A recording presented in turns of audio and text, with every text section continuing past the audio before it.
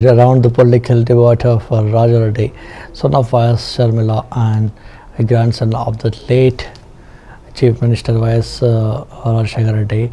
The buzz intensified after Raja Reddy accompanied his mother on a visit to the Kurnool onion market, a move seen as politically significant.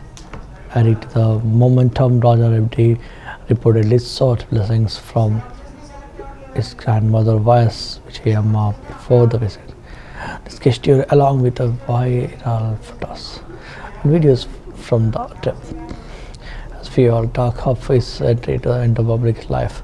Y.S. Sharmila, who currently leads the Congress in Andhra Pradesh, hinted and that Raja Reddy may enter politics when the time is right, with several members of the Y.S. family already active in politics. His entry could reshape the political landscape in the state. His public appearance and interactions with the farmers have already made him a topic of discussion in political circles. Whether this marks a beginning of a new chapter in the YS's legacy remains to be seen.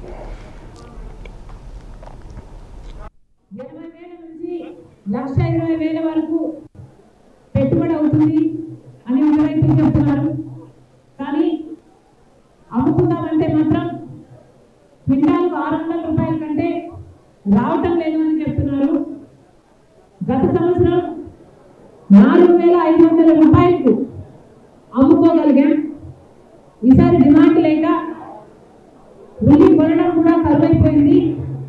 దాంతో ఈ దళార్ల Cartel are దళార్ల syndicate కేవలం 600 రూపాయలు, అది కూడా మంచి grade అయితే, కింద గ్రేడ్ అయితే 300కు 200కు కూడా అమ్ముకుంటున్నారు. పండించిన పంటలో పెట్టుబడిలో కనీసం సగం కూడా రావటం లేదు అని ఇక్కడ రైతులు వాపోతున్నారు. మరి రైతులకి పండించిన పంటకి కూడా పార్టీలు ఉంటాయని ఇప్పుడే అర్థమవుతుంది. మళ్ళీ చెప్తున్నా, ఇక్కడ ఉల్లి రైతులు చాలా కష్టాలలో ఉన్నారు. 600 రూపాయల కంటే రావటం లేదు. చంద్రబాబు గారు ఇది వరకు కూడా ఇదే రకంగా మాటివ్వడం జరిగింది అని ఇక్కడ రైతులు చెప్తున్నారు. ఇది వరకు కూడా బకాయిలు ఉన్నాయి రైతులకి. గత సంవత్సరాలలో చంద్రబాబు గారు ఇచ్చిన మాటే ఇంతవరకు నెరవేరలేదు అని చెప్తున్నారు.